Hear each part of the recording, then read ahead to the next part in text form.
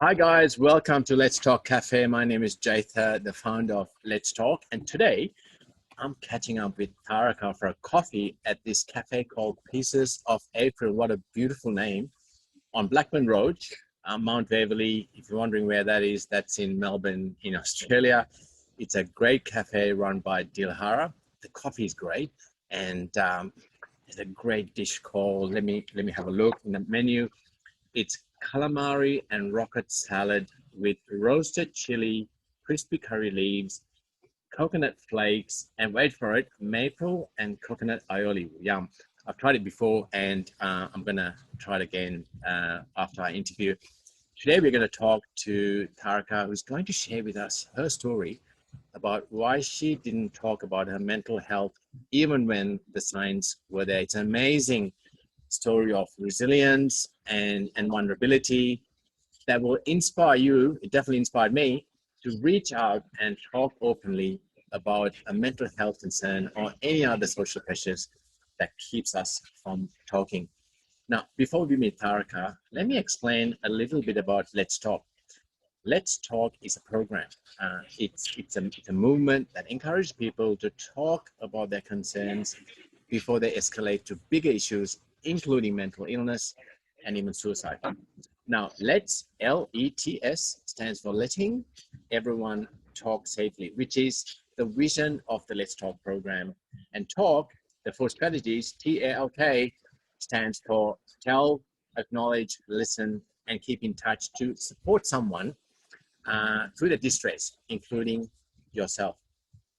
The Let's Talk program can empower anyone to be a Let's Talk mentor or a Let's Talk buddy, and we will go through these four strategies while we talk to Tharika to be a great foundation on how to support someone, including yourself. Let me see if she's, oh, there she is. Hey, Tharika. Tarik's going to join us. Hey, how are you doing? Good to see you. Sit down. You? Hey, I ordered some coffees. I know it's a hot day today. Isn't it beautiful in Melbourne? Yeah, it is. These days have been great. Yeah, it's like going to be like 35 degrees, guys, in Melbourne. So we're catching up early in the morning, and before it gets too hot, tomorrow's going to be hotter. How you been? Been good. How Yeah. have you been? Yeah, really good, really good. You know, starting 2021 Yeah. in a high spirit.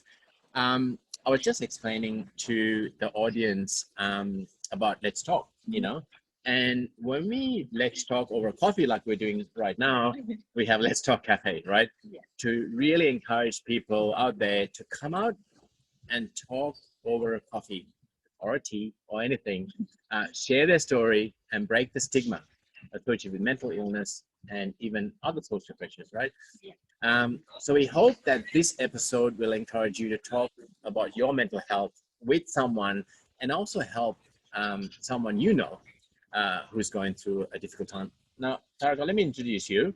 Tharika runs her own online business and is studying at Monash University, right? Yes, I am. What are you studying? I'm studying arts. Oh, wow. Yeah. And your online business, what's it all about? Well, I have two actually. Oh, right. One is a skincare thing and it runs in Australia. Yeah. And the other one is like a tutoring company that runs in Sri Lanka. Oh, wow. Yeah. Fantastic little entrepreneur there. Now, she's also the youth committee. She's in the youth committee for Mental Health Australia, Mental Health Foundation Australia, and also a committee member of CCC Foundation, Yes. right? Which is the foundation that runs the Let's Talk program. Now, Tharika has gone through severe depression, which has led her to attempt suicide 3 times. And today she's going to share her story with us about why she didn't talk about her mental health or mental illness, even when the signs were there. So from wherever you're joining us today, please give out a big cheer for Tharika for her courage to speak out openly about her experience with depression, anxiety, and suicide, which I'm sure will help so many people who are watching and listening to this episode who may be going through similar experiences or know someone who is. So Tharika, you're looking well today, but things weren't that well for you some time ago. Can you just give us an overview of what happened? Yeah, so basically, not too long ago, like maybe Oh, here 2 comes weeks our ago. coffees. Sorry for interrupting. Ice latte Oh, iced latte. and a latte one sugar. Oh, lovely. Thank Thank you. you. How are you? Very good, thank you. How are you? Excellent, excellent. You know, we're doing a beautiful recording. Come this way, you know. Sure. What's your name? My name is Miss. What's your name? I'm Jay, and this is Tharika. Hi, nice to meet you. What are you guys doing right now? We're actually doing a recording about mental health, and it's called Let's Talk Cafe. And we decided, hey, Pieces of April is going to be our cafe today, and we're going to talk about Tara's going to share her story with mental health. And yeah, so we're going to be here for maybe the next 45 minutes. That's it. Well, enjoy your time. Thank you No very rush, and please let me know if you guys need anything else. Okay, Awesome. done. Thank you very Thanks, much. Thank you so much. Take care. Enjoy. So Tarika, tell us, give us an overview of what happened. Yeah. Yeah, so it wasn't too long ago, as I was saying before. It was maybe like 2 years ago, Yep. like a year and a half ago. And basically, that was like I had attempted suicide like 3 times, but it was the third time that sent me into hospital actually. Yeah. And I spent 6 weeks in hospital, and Wow. then I was discharged, but I was on suicide watch and everything. And yeah, I was actually properly diagnosed in hospital. So after the third attempt was when I was actually given a diagnosis.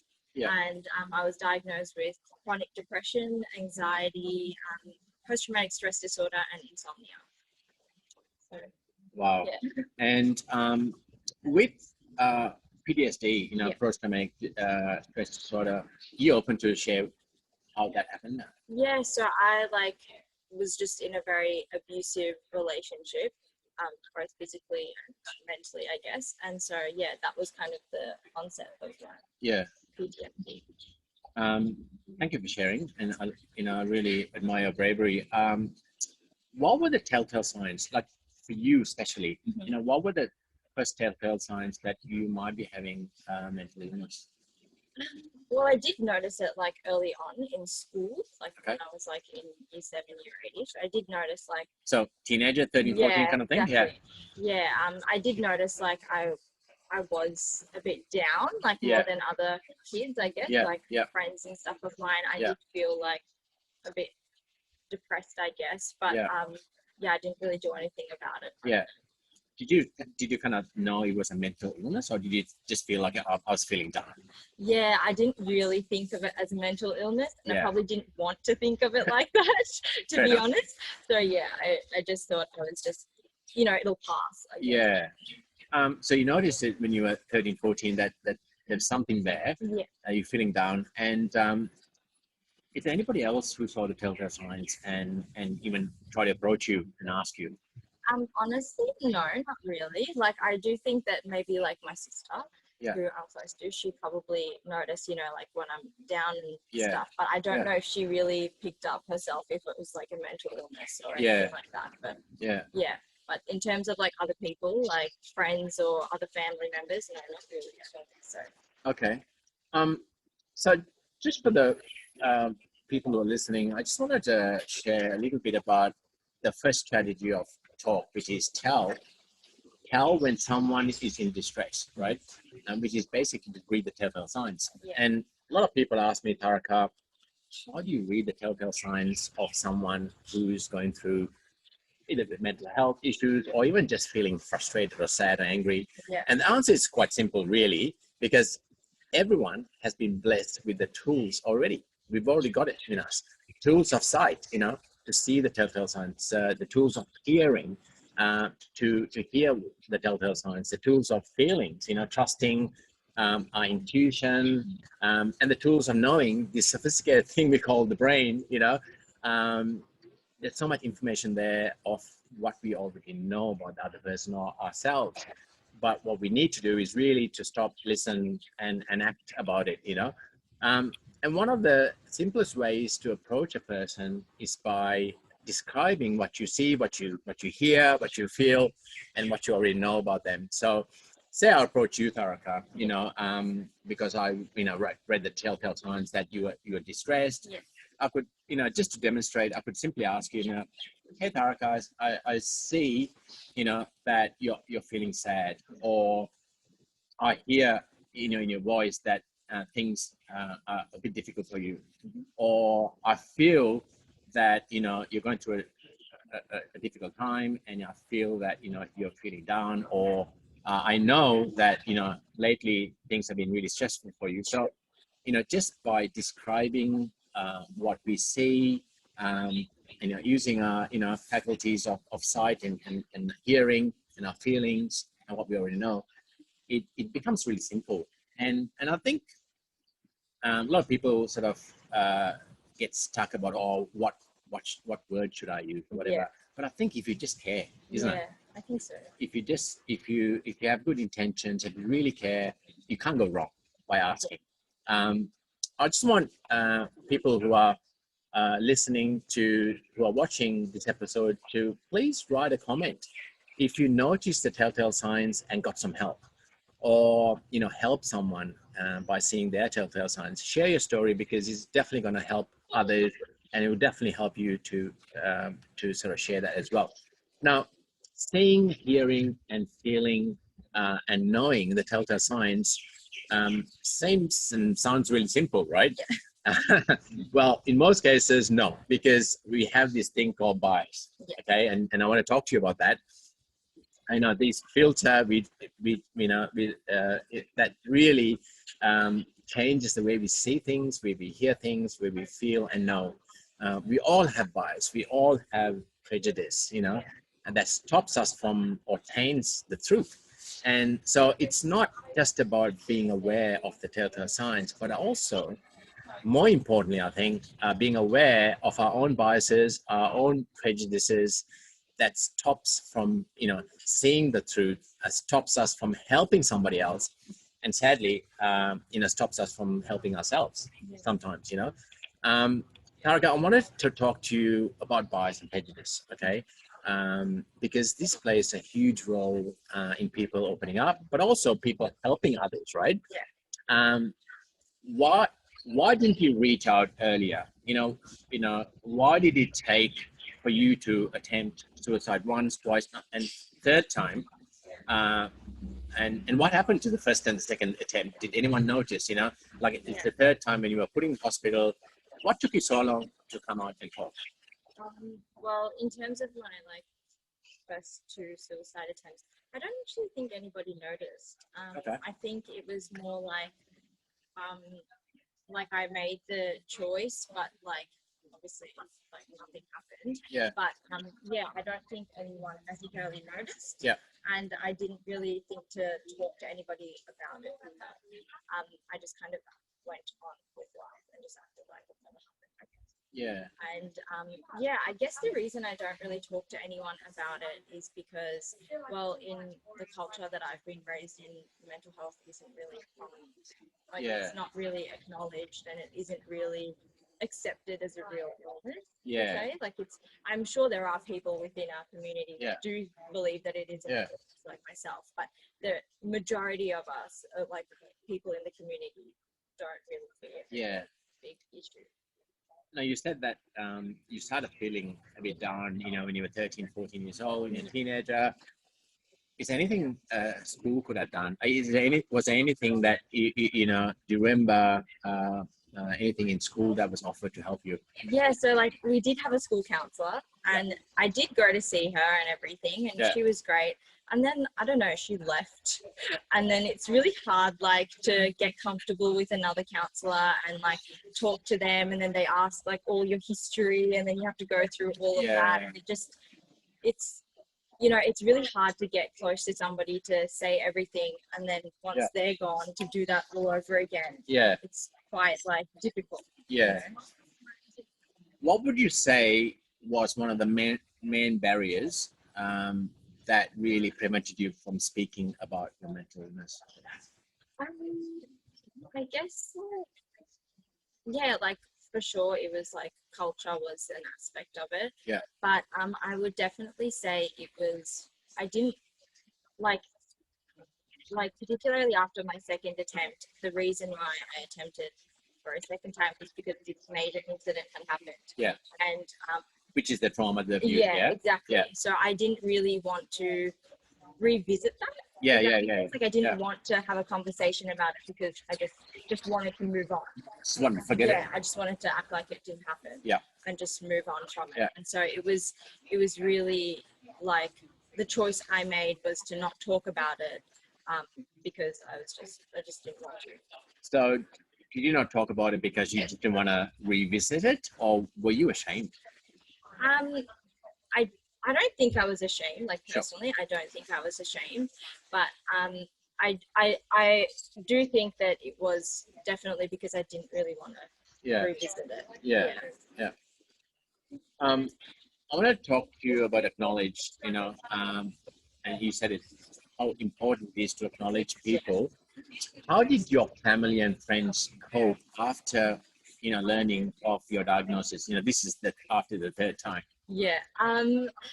Okay, so it was like I got a lot of mixed reactions from different people. Yeah. So I guess my family, I was genuinely surprised by the way, because Yeah. I always thought like my parents were not very like, weren't really in tune with the idea of mental health. Mhm. But as soon as I was in hospital, they kind of got on board. Yeah. So they were all of a sudden like really like they were a lot more concerned than I thought they would be Yeah. in terms of like they regarded mental health as a bigger concern than I thought they would. Yeah. If that makes sense. Yeah. And then so my dad definitely, like I'm close to my dad, so he definitely acknowledged that I was not well. Yeah. And he did his best to try and help me, I guess. But because he's from Sri Lanka, right? So he like from where he's from, he didn't really know what to do, I guess, because he's never had that experience. Yeah. So he just did what he could to try help. But Yeah. I don't think he didn't do a good job. I just think like he just was. He did his best. Yeah, he just did his best, and Yeah. I appreciate that. Yeah. It's just like I don't think he knew what to do either. Yeah. So when my family found out, I actually didn't know what to expect. Yeah. In terms of friends, I found that a lot of my close friends. Just with your dad, Yeah. Before you talk about your friends, how do you think he was feeling? Here's his daughter in hospital, has attempted suicide. How do you think he was feeling? Your perspective. Yeah, so I definitely think he was obviously upset. Yeah. He was very upset, and I feel like he felt like at one point, why didn't I talk to him about it? Mm. And I think it's really interesting because from my side, I just thought that he wouldn't get it Yeah. if I spoke to him about it, so I didn't tell him. And at that point, I hadn't told him anything to do with that second attempt at suicide, that incident, nothing. So my dad didn't really know what was happening, and I didn't really want him to know because I didn't really want him to be upset either. Yeah. So I just think he was upset, and I feel like he was just concerned, and I feel like he just didn't know what the best way to help me was. Yeah. And your mom? So my parents are divorced, so I don't really have a very strong connection with my mom. Yeah. She definitely she came to see me in hospital and stuff, but did we have a conversation about it? No, not really. Yeah. Yeah. You were going to say about friends. Yeah. Their reaction. What? Yeah. So some of my friends, like my closer friends, kind of just found out that I was not well and just kind of dropped off the radar. Like I just have no idea what happened to them. Yeah. And then some of the others that I wasn't really too close to, but they just reached out randomly and were like, "Hey, are you okay? I heard this happened." Yeah. And that was really nice. Actually, Yeah. Even though I wasn't And you weren't expecting it, right? I wasn't expecting it. It was really nice to know that somebody cared. Yeah. And it didn't have to be my best friend. It didn't have to be just even my family. It could have just been anybody really. Yeah. It was just nice to be acknowledged. Yeah. How did they acknowledge you? How did your family, you were close to your dad, and mom was there as well, and your sister. Yeah. How did they acknowledge you, and how did your friends acknowledge you? Well, in terms of my family, they acknowledged that I was unwell to begin with, which was great. As in it made it so much easier for me because I felt like now that everybody knew, I didn't have to pretend all the time that I was okay. Yeah. And that gets tiring after a while. Yeah. So and in terms of friends, I guess the way they acknowledged me was really just checking in on me. Yeah, I yeah, guess just even coming to see me or even just sending a message yeah. was, yeah. Is there a time where, you know, you said some of your friends, you know, dropped out of the radar Yeah. kind of thing? Is there anything they said that you still remember, you know, that really upset you at the time? Yeah, for sure. There was one friend I had just gotten into hospital, Yeah. and she said, "Oh, I hope you come out of hospital a better person." And I still remember that to this day because it really hurt me. Yeah. And I don't think they meant it in a nasty way No. or like in a harsh way.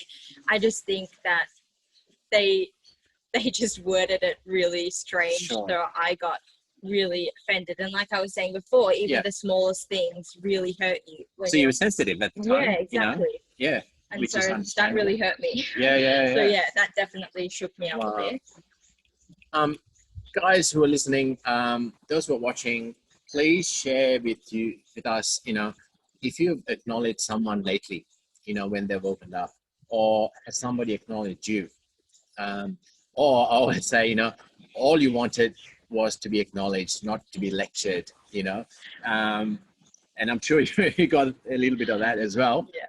Because Tharika, one thing we all know, and one thing that's really for sure is that, um, you know, what will help someone to open up and talk about their mental health or any other concern is to feel acknowledged, right? I mean, that is so important, you know, being validated. What we find though is that most people jump to react rather than act. You know, and when I say react, like those, you know, instance you said about your friend, when I say react, you know, give advice, you know, do this, do that, you know, or share their own story, which is great. You know, oh, guess what, you know, this happened exactly to me as well, and you know, the whole thing is about their story, or even tell you off, you know. And to other extremes, people just dismiss it, you know, and just pretend it doesn't happen, you know. Actually, to be honest though, you know, reacting like that is probably a natural human reaction, you know, of fight or flight, you know. So we fight by pouring our own stories and advice and even punishment, or we flight in terms of, you know, dismissing it, you know, and just burying our heads in the sand. So it is hard to acknowledge. It is hard to listen. It is hard to, you know, to sort of take in, you know, especially if you don't have that background, you know. You know, we're just everyday people. We're not counselors or, you know, psychologists. However, there's always a however, we can do better, right? People out there, you don't need to be a counselor or psychologist, can do better, you know. Some awareness and practice, we can act rather than react. Act by, you know, acknowledging the person and their concern with gratitude and empathy. You know, Tharika, it's taken you much strength, you know, strength of character, of courage, I would say, openness, just to share your story, sit here and share your story to me, but also share your story to listeners all around the world. So I could simply acknowledge Tharika by saying, you know, I really admire your courage for opening up and sharing your story. I could empathize and say, this must have been difficult for you, you know. This must have been difficult because really, I don't know exactly what she's gone through, you know. Let's talk, you know, let's have a coffee, you know? let's have a coffee. Hey, by the way, you better have some your iced coffee there. There's a beautiful quote by Brené Brown, and I love this. I always say this, and she talks about vulnerability, and she says vulnerability sounds like the truth, just like you're telling me the truth. You know, it feels like courage. It definitely feels like courage. What you're doing here, truth and courage, and always comfortable. I know, you know, Tharika's sitting here. You know, you think she's, you know, very confidently, but she was telling me, look, I'm a bit nervous, you know. But you know, it's not comfortable. Okay, it's not comfortable, but you know, it's definitely not weakness. You know, you have humongous amount of strength to come out and do this. So when someone opens up to talk, see the character strength that has taken them to open up. You know, acknowledge it and their concern, and you will see them open up more, right? Yes, for sure. Yeah. Yeah. Did that happen to you? Like when somebody acknowledged you, did you feel like you can talk more? Yeah, like I found like certain friends of mine even like when they actually started to listen and Yeah. like properly listen and Yeah. acknowledge how I felt, it was much easier for me to talk to them because I felt like I could rely on them to Yeah. actually help me or even just listen. Yeah. And I always say that acknowledgement can be the difference between making or breaking conversation, right? Yeah, And I truly believe that one conversation, guys, can make a difference between an end and a beginning. Um, there's nothing wrong with providing advice and sharing your story, yeah, but not straight away. yeah. There's always a time and place to do that. There's always Yeah. a time and place to do that. Hear it from Tharika, right? Because end of the day, Tharika, our cup is still full, right? Yeah, You don't want to keep pouring in this cup because it's going to overflow. Let us empty our cup first, and then you can give us your advice and share your stories, which will help later on. But let us empty our cup first. And always say, it's not about you. It's about them, and your story will never be the same. Yeah. My story. I've gone through mental illness. I was diagnosed with OCD, Mhm. obsessive compulsive disorder, about 20 years ago. I've been on medication, and I could easily jump in and talk about my story when you were opened up, but it's not about me. This is about the other person, and even if it's an identical situation, it's different. yeah. Why? Because our life journeys and personalities are different, right? Exactly. Yeah. Now, Tharika, I want to talk to you about listening. Mhm. I want to talk about listening, and because listening is so important. What were certain interactions with people that made you feel like you couldn't open up? Was there anything there? Um, yeah, so when I did actually, this is before my second attempt Yeah. at suicide, I did try to talk to someone, a girl actually, Yeah. that I knew, tried to talk to her about this incident that had happened. Sure. And I tried to tell her, and she kind of shut me down. Like, she didn't really want to hear it, or she didn't really want to get involved, or Yeah. I'm not really sure what drove her to just shut me down. Yeah. But yeah, after that, I just felt like, you know what, if she doesn't even really feel the weight of this, then maybe no one else will kind of Yeah. understand what I'm trying to say. So I was like, okay, And maybe I'll and you were just, close with her? yeah, I was Yeah. like, oh, maybe I'll just keep it to myself. Yeah.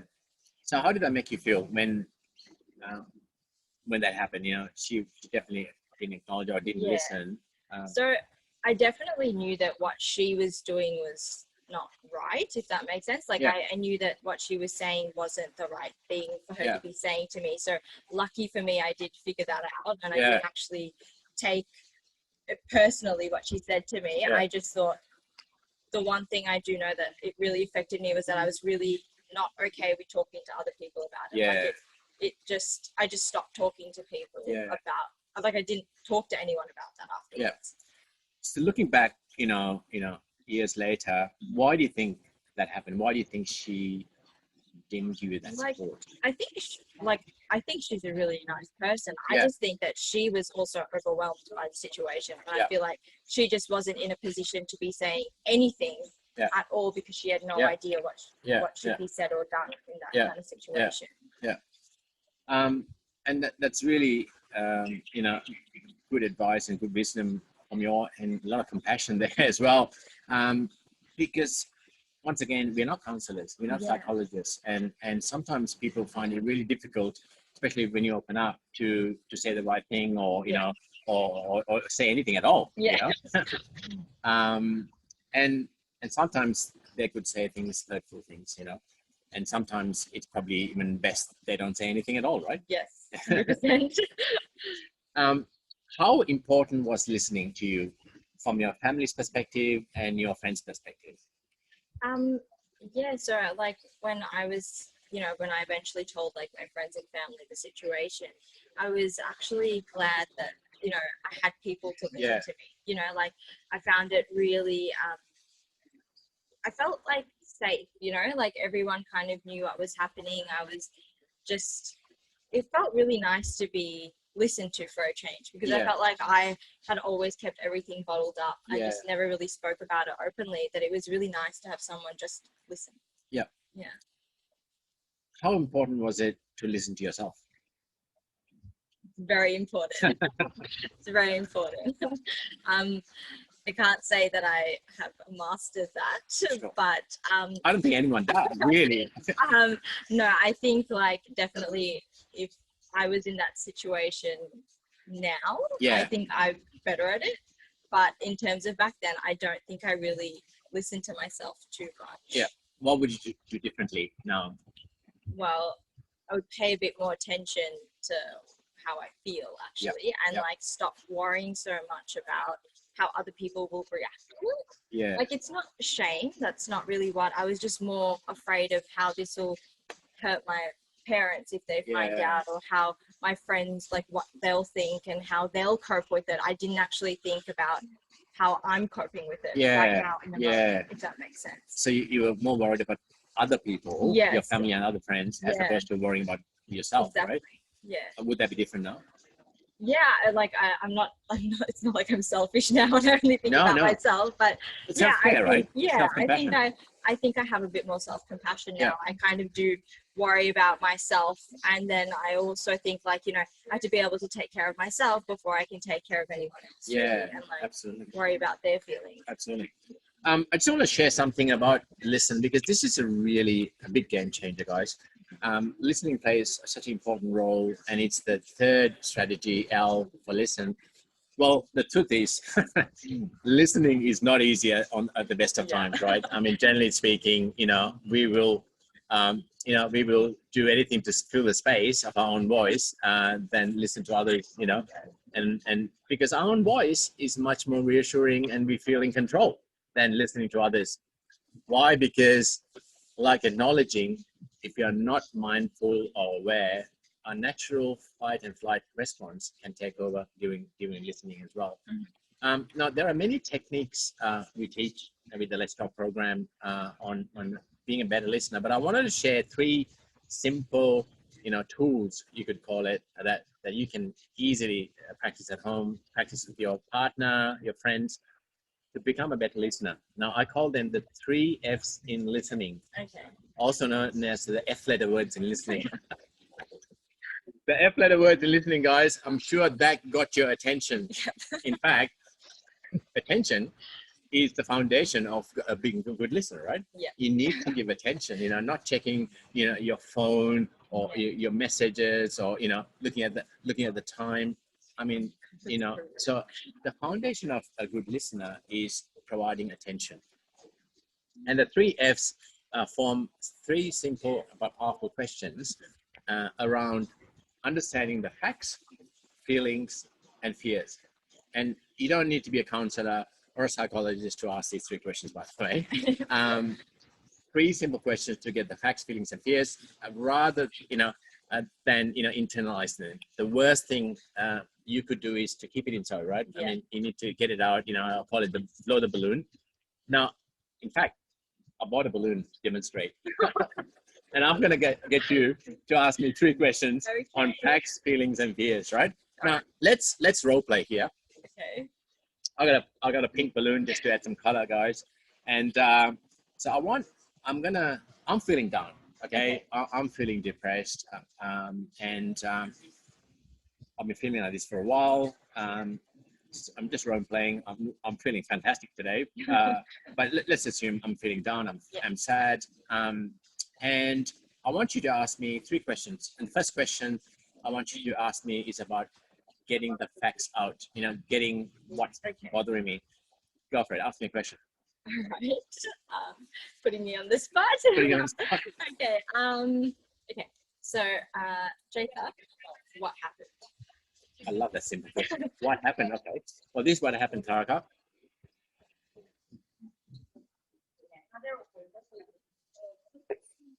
Wow. Thank you for asking. That's what happened. Okay. And I feel better already. The fact that I've sort of shared with you what happened, I've kind of externalized it. I can see it better. I can see the facts. Now, ask me a question about feelings. Okay. So, I love your first question. Kept it simple. What's happening? Yeah. All right. So, Jacob, how did it make you feel? How did it make you feel? So simple. Thank you. Let me tell you how you make me feel.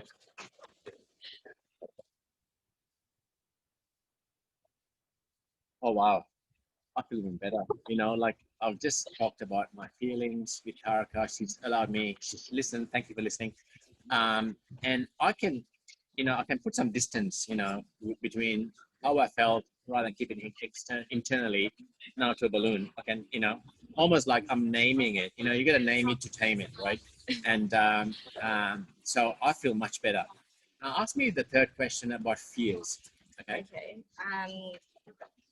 Okay. Okay. What scares you the most about this? Oh, I love that. What scares you the most about this? Okay, let me tell you. I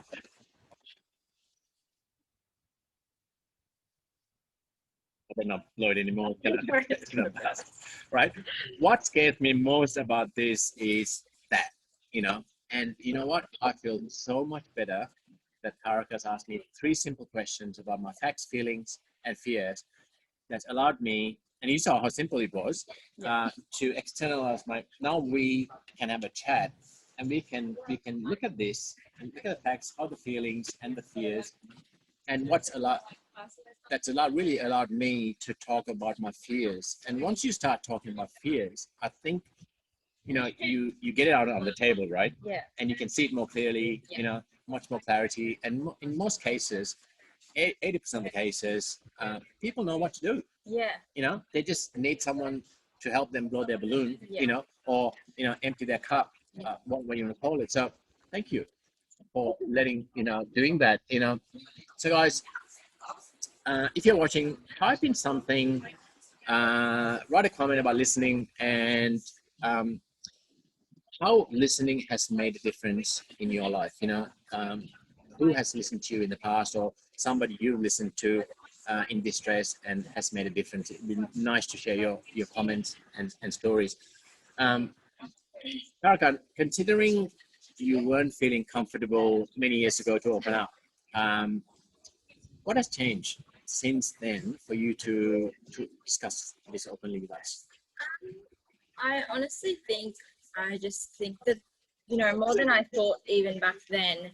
Now I feel like I realize that there's a lot more people who experience similar things to me. Like, you know, not exactly the same thing, no, but like, you know, experiences with depression or anxiety, and people are just afraid to talk about it. You know, like the same position I was in like a few years ago. And I just want to encourage them to talk about it, because I felt like talking about it really changed a lot of things in my life for the better. Yeah. Because I felt like, I don't know, maybe you, if you're listening and you might feel the same way that I felt back then, was that I felt like I was always faking it. I always felt like I was putting on this show for everyone to keep everyone else happy, to show that, you know, I'm okay and I'm the exact same person, when really I'm not. And it's a really hard thing to keep doing every day, day in, day out. And eventually you get fed up and you end up in the situation that I was. And so if I'm able to... And it's exhausting. Yeah. And if I'm able to encourage people to talk openly about it, maybe I'm encouraging people to, you know, get help and, you know, not be in the position I was, attempting suicide 3 times. Right. That's amazing. Thank you for sharing that. Does it help for you to talk about your mental health? You know, by sharing today, does it give you strength? Does it? Do you still feel? You know, I know you're feeling uncomfortable before. You're a bit nervous. Do you feel that some people will not understand or even judge you? Yeah, like I think just with anything, there are always people who disagree with you or don't like your opinion or have something else to say and judge you no matter what you do. Absolutely. But I think for those people, what I would really say would be, if you really don't have anything nice to say, just don't say anything. Like, you know, you can just move along. Like, you don't have to actually make a comment. You just don't need to say anything, because I feel like they don't really, you know, if you don't understand how mental health works, then just don't say anything, because I feel like the damage you can do by saying the wrong thing is a lot greater than just saying nothing. Yeah. Good advice. So if you haven't got something nice to say, don't say it. Yeah. And if you genuinely care about someone, if you genuinely want to be and listen, you'll say the right things. Yeah, right? exactly. If you have the right intent, you will say the right things. And even if it's not like perfect, I'm sure the person who's on the receiving end of it will understand that you're trying to do your best, you know, like, That's so and important. we appreciate that. Like, being on the other side of it, I definitely know that even though, like, for example, my dad may not know what to say exactly, the fact that he tries means the world to me. So, Your dad's a superstar, man. yes, Does it give you strength to talk like this? What does it do? You know, like I talk very openly about my mental illness, and I love it. You know, just to sharing. 20 years ago, I was diagnosed with OCD. This is what really propelled me, gave me the energy to do what I'm doing now with CCC Foundation and Let's Talk. I jokingly say I turf my Prozac to purpose, right? And how does that make you feel talking? Does it give you strength? yeah, it gives me strength, but I also feel like it gives me like purpose, like you said. Yeah. Definitely because, like, you know, like, obviously I've had these awful experiences, but I feel like from these awful experiences, if I'm able to share that with other people, talk about it, you know, something good will come out of it. Like, more people will talk about their personal experiences. Some people will find the courage to talk about things, or even just listen to someone else's story, because now they know I've experienced something, or, you know, they might feel more comfortable talking to me about Yeah. it. So, That's fantastic. Thank you. The fourth strategy, we talked about tell, we talked about acknowledge, we talked about listen. The fourth strategy is K for keep in touch. You know, how important was it for you? You know, especially two parts to this question, especially coming back from hospital, yes. that your family and friends kept in touch. Yeah. First, and the second is how important is it to keep in touch ongoing? You know, like even now that you're feeling much better now, you're on top of the world, you're doing you're a little entrepreneur.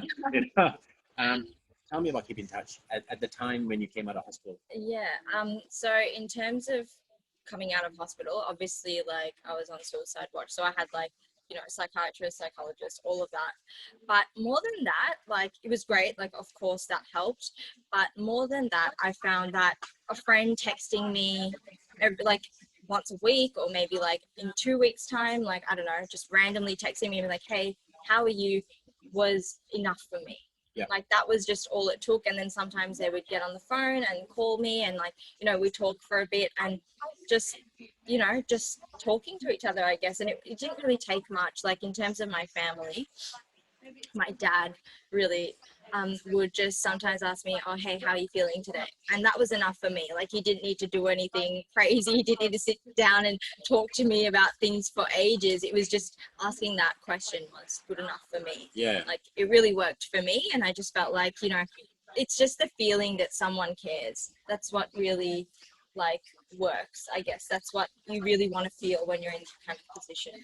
Feeling like somebody cares. Yes. You don't have to be a counselor or psychologist. You don't have to know the right words. Yeah. You just need to genuinely care, and then you'll feel it, right? Yes, exactly. That's it. It's not rocket science, guys. Yeah, You know, really and that's so important. What's your advice to people listening, especially family members, how they can keep in touch? Yeah. I think, like, of course, like, we're all different, but in terms of my experience, I would say, like, just if like, for example, my dad's not like wasn't 100% sure what to do, but he did his best in doing what he thought was most appropriate. Yeah. And that worked for me. That was fine. But if you're really unsure of what to do, of course, there's professional help. So you can just guide your, you know, whoever family member to seek help. Yeah. But even just encouraging, you know, go, like, you know, maybe we can go speak to a professional is a really great thing to do, because they feel alone, right? Like, you feel so alone. Yeah. And if you are in a position to talk to them, just, you don't have to do anything crazy. They might not even feel like talking about things, but just even asking them makes them feel like, you know, one, someone cares, and two, if they ever wanted to talk about it, they can always come to you. And I think that's really important. That's great advice. Thank you. Guys, if you're watching, please type in a comment about how you kept in touch with someone in distress. It doesn't have to be mental illness. It could be anything. A loss of a loved one, you know, losing the job, a relationship breakup, whatever it is, how did you keep in touch, and what difference did it make? Um, Tharika, what would you say to someone who's going through a mental illness right now, uh, or feeling depressed and anxious? Um, what's your advice? What's your you know um, I guess guidance to them? I would say, I know it's really, really scary when you're going through it and you feel super alone, but I think the one thing you can do to help yourself, I guess, without depending on other people, would be to really, like you talked about before, listen to yourself. And when you feel like, things are going downhill really quickly, try your best to seek help. Like, it doesn't have to be a family member, it doesn't have to be a friend. If you're too scared to talk to someone because you're worried about how they'll react, maybe you can just call a helpline.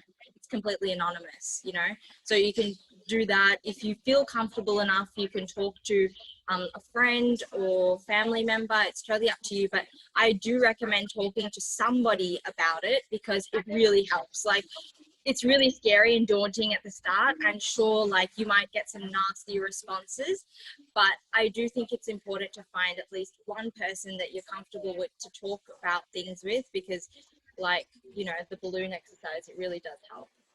Fantastic. And what would be a message to families and friends who are looking after someone with a mental illness? I would say don't wait until they ask you for help. Oh, love it. I would say reach out to them. Like, someone might look a bit down, or they might even look fine, but just ask them how they are. And, if just knowing that someone's asking you that, they might just feel comfortable enough to open up right then and there, like, hey, I'm actually not okay, even though, I've plastered this smile across my face. I'm not actually doing okay. Thank you for asking, because now I can talk about it. Or, they might just, like I said before, they might not want to talk about it, but at least they know that you're there for them. Yeah. And there's this myth, people saying, oh, if you talk about suicide, you'll put some ideas into their head is it true or is it a myth? I would say it's a myth, in my opinion, because that's never happened to me. I feel like talking about suicide more openly has helped me in terms of kind of understanding why things get to that point. Sure. Does that make sense? Sure. Like, so I think, no, I disagree with that. Yeah, I think talking about things openly is much better than just... And that's what organizations in Australia like Lifeline, Beyond Blue says, Kids Helpline, is just because you talk about suicide or ask the question, are you suicidal or are you thinking about killing yourself, it's not going to put things into their head. In fact, they're going to say, oh, if they were thinking, they're going to think, oh, they've actually noticed something, and it takes the heat off. Yeah, you know what, I just remembered something. When I was in hospital, actually, every day we have like a consult with a nurse, and that nurse would ask us a bunch of questions, and on that list, one of the first questions is, are you suicidal? There you go. So yeah, the nurse can do it, we can do it, right? Yes, Absolutely. Exactly. Last question, do you feel that if you were able to speak up, when you were 13, 14, when you sort of got that feeling of there's something there about, my mental condition, my mental health is not right, I was feeling down. If you had the opportunity or the environment to speak up as a teenager, would things be different today? Yeah, I think so. I think like 100% things would be very different. Like, if I had spoken up about it, maybe I could have gotten help earlier, which meant that, I wouldn't have had to, I wouldn't have attempted suicide 3 times. Maybe I could have avoided that altogether. Yeah. Maybe my family and I would have been in tune with, what is happening in terms of my mental health earlier. And things could have been prevented early on, I reckon. Beautiful. And guys, this is exactly what Let's Talk is all about. You heard from Tharika and that how her depression and anxiety, when she was a teenager, escalated as she didn't feel comfortable to share it with anyone. And with a trigger like, the trauma and the abuse, she attempted suicide 3 times. This could have been different if Tharika felt comfortable to reach out and get help. Things could have been different for Tharika if someone else would have reached out to her and asked her. Okay, so it is a simple conversation. So I truly believe that a simple conversation can make a difference, and it can be the difference between an end and a beginning. And fortunately for you, it was a beginning, right? Yes. It's a beginning, and she's doing amazing work. Being an advocate for mental health. Thank you, Tharika, for sharing your story. I really want to acknowledge you. I really admire your courage, first of all, to open up and talk.